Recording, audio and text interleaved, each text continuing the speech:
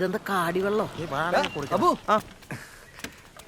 കലക്കിയ കലക്കി. എന്നാ അതിന്റെ കാശ് കൊടുത്ത്. ഇത് നീ കുച്ചോ. എന്നാലും നിനക്ക് ഇത്രയും ബുദ്ധിമുട്ടായിരുന്നല്ലേ? എന്നാലും ഇതെങ്ങനെ? അല്ലെങ്കിലും മഹാമാരി ലോകം അംഗീകരിക്കാൻ വൈകും. അത് ശരിയാ. ചില മഹാമാരൻ മരിച്ചാലേ ലോകം അംഗീകരിക്കും. നിങ്ങടെ വന്നേ. അല്ല, അവളെന്തേലും പറഞ്ഞ അടുത്ത്. എടാ, ഇത് ഞാൻ കൊടുക്കാൻ പെട്ട പാട്. അപ്പഴാണ് അവന്റെ ഡയലോഗ്. എന്തായാലും ആ തലവേദന ഒഴിഞ്ഞു കിട്ടിയല്ലോ. ഇനിയേ നീ മൊത്തമായിട്ട് പ്ലാൻ ഒന്ന് പറഞ്ഞേ. പ്ലാൻ പാവകളി കണ്ടിരിക്കുന്ന നാട്ടുകാരും വീട്ടുകാരും, ചുറ്റിലും കൂറ്റാക്കൂറ്റിരുട്ട്. അതിനിടയ്ക്ക് നമ്മുടെ പ്ലാൻ പ്രകാരം സതീശനെ ആരുമില്ലാത്ത തറവാട്ടിലേക്ക് കൊണ്ടുവരുന്ന രാഹുൽ. അടി തുടങ്ങിയ ആദ്യം സ്റ്റാർട്ടിങ് ട്രബിൾ.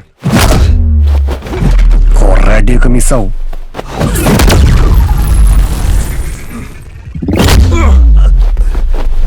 അത് കഴിഞ്ഞാ പിന്നെ എന്റെ ശക്തമായ തിരിച്ചുവരവ് നിങ്ങൾ കാണും. കൊടുത്തും വാങ്ങിയും കയറിറങ്ങുന്ന പഞ്ചുകളുടെ അവസാനം വിജയം എനിക്കായിരിക്കും. അവസാനം അവശനായവന്റെ കൈയും കെട്ടി നമ്മളവിടുന്ന് സ്ഥലം വിടും.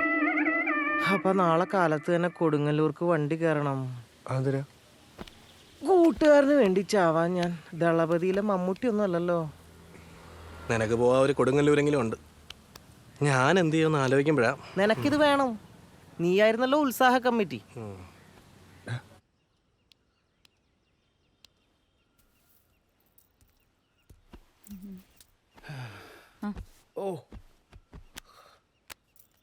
ഒരു ദിവസം വെയിലുണ്ട്. ഇപ്പൊ കറുത്താ നിങ്ങള്? അല്ലെങ്കിലും എ സിയിലല്ല എല്ലാ നേരം. ഈ സാരി കൊള്ളാല്ലേ? ഇങ്ങട് വാ. വാടി ഇങ്ങട്. ഒന്നും മിണ്ടാണ്ടിരിക്കും മനുഷ്യ. ഈ വീട് മുഴുവൻ ആളുകളാണ്. എടി, ഒരു കാര്യം പറയാനായിട്ടാണ്.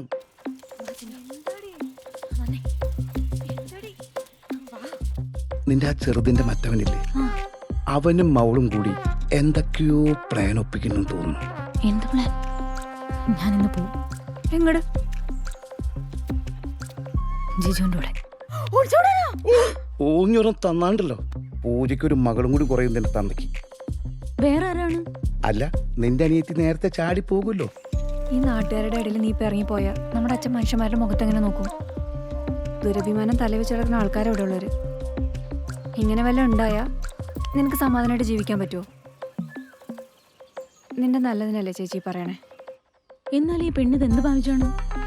നിന്റെ ഒരു കണ്ണ് അവളുടെ മേലെ എപ്പോഴും ഉണ്ടായിരിക്കണം. എന്റെ ഈ കണ്ണ് വെട്ടിച്ച് അവൾ ഇവിടുന്ന് പോകുന്ന എനിക്കൊന്ന് കാണാം. അതാണ്. പിന്നെ നീ ഇന്ന് വിചാരിച്ചാലും നിനക്കിന്ന് ഇവിടുന്ന് പോകാൻ പറ്റില്ല. ഞാൻ അറിഞ്ഞിടത്തോളം അച്ഛനും അമ്മയും അല്ലാണ്ട് ബാക്കി എല്ലാവർക്കും നിന്റെ ഈ പ്ലാനെ കുറിച്ച് അറിയാം. ഈ പഠിപ്പുര എന്ന് കിടന്നാൽ നിന്റെ ജിജുവിനെ ഇവിടുത്തെ ആണുങ്ങൾ വെച്ചേക്കില്ല, മറക്കണ്ട.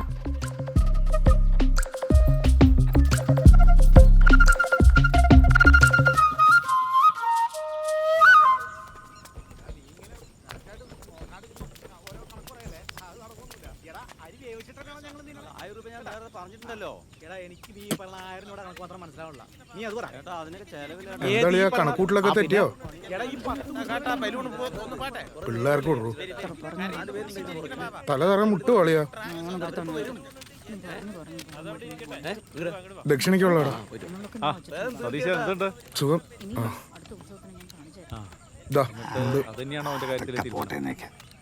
എനിക്കല്ലെങ്കിൽ ഈ ജാതി മാത്രം വലിയ വിശ്വാസമല്ല.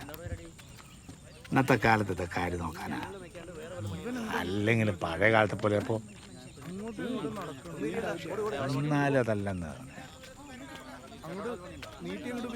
ഏതൊക്കെ തരം ആളുകൾ വീട്ടിൽ കയറി ഇറങ്ങിപ്പോണം. അവരുടെ വലിപ്പം ഉറപ്പൊക്കെ നോക്കിയിട്ടാ അതിലൊന്നും കാര്യമില്ലെന്ന്. അല്ലെങ്കിൽ ഇന്നത്തെ കാലത്ത് അതൊക്കെ നോക്കി തന്നോ. പക്ഷെ ആ ചെക്കന് ഇവിടെ കേട്ടാനാണ് ജിജു. പക്ഷെ അവനെ കുറിച്ച് ഞാൻ നല്ലത് മാത്രമേ കേട്ടിട്ടുള്ളൂ.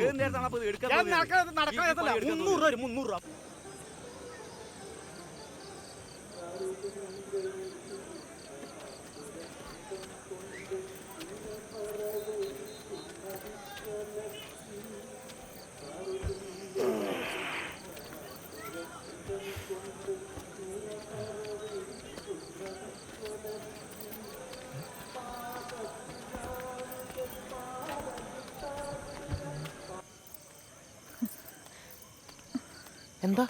ഇന്ന് വേണ്ടാന്ന് അവൻ്റെ അടുത്ത് പറയണം. ഇന്ന് എനിക്ക് ഇവിടുന്ന് എന്തായാലും ഇറങ്ങാൻ പറ്റില്ല. അങ്ങനെ പറഞ്ഞാൽ എങ്ങനെയാണ്? എല്ലാം പ്ലാൻ ചെയ്തല്ലേ? ഇന്ന് ശരിയാവില്ല ബു. എടി, സിനിമയ്ക്ക് പോകാനല്ല ഒളിച്ചോടി പോകാനാണ് നിന്നോട് വരാൻ പറഞ്ഞത്. വേറെ ദിവസം എന്ന് പറഞ്ഞു കഴിഞ്ഞാൽ ഇങ്ങനൊരു അവസരം എങ്ങനെ കിട്ടും? എനിക്കിവിടെ അധികം നേരം നിൽക്കാൻ പറ്റില്ല. ഇവിടെ ആകെ പ്രശ്നം. ആ ബോനൊന്ന് പറഞ്ഞ് മനസ്സിലാക്ക്.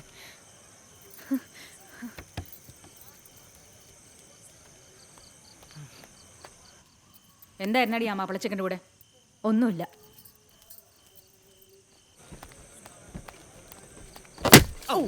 കൊല്ലു മനുഷ്യനെ.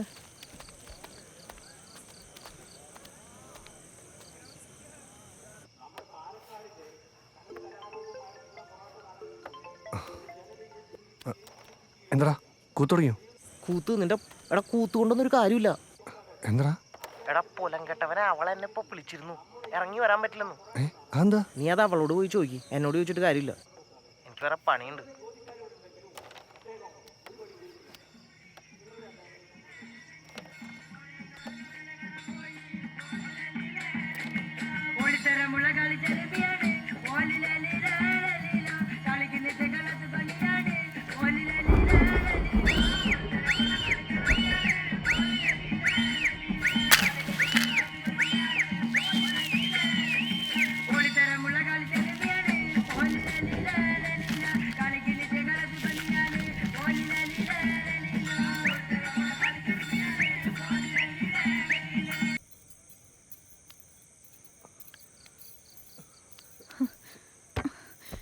ഇവനെന്താ പറഞ്ഞാ മനസ്സിലാവില്ലേ?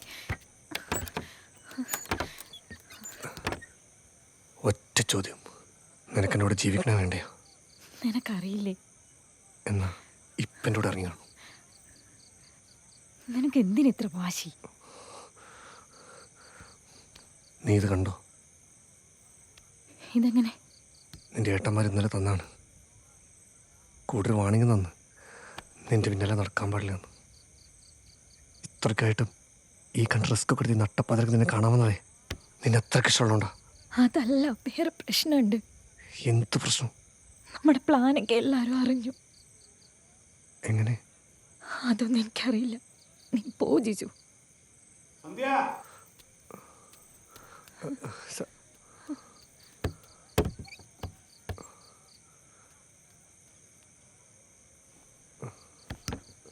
ഉറക്കം വരാണ്ടിരിക്കണെങ്കിൽ അവിടെ സെറ്റ് ചെയ്തിട്ടുണ്ട്.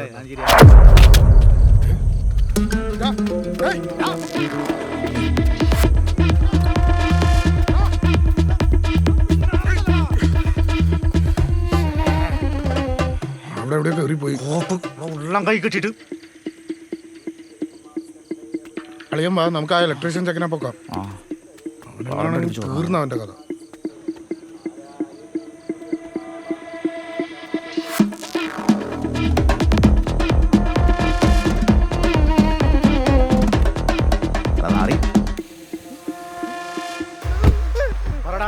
നീ എന്തിനാടാ പരിയമ്പുറത്തുള്ളത്? ഞാനോ? അല്ല നിന്റെ അച്ഛൻ.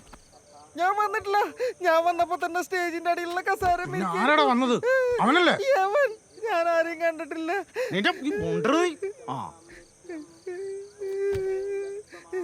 പിന്നെ ഇപ്പൊ ജീവനോട് കൊടുത്ത എന്തിനാന്നറിയോ?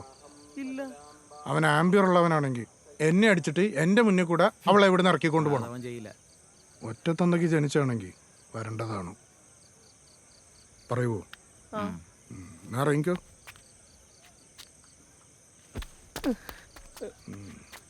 വിട്ടോ.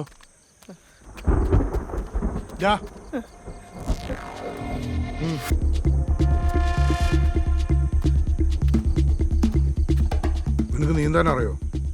ഇല്ല. പൊക്കിയെടുത്ത് ആ കുളത്തിലെറിയും. അവന് നീന്താൻ അറിയോ?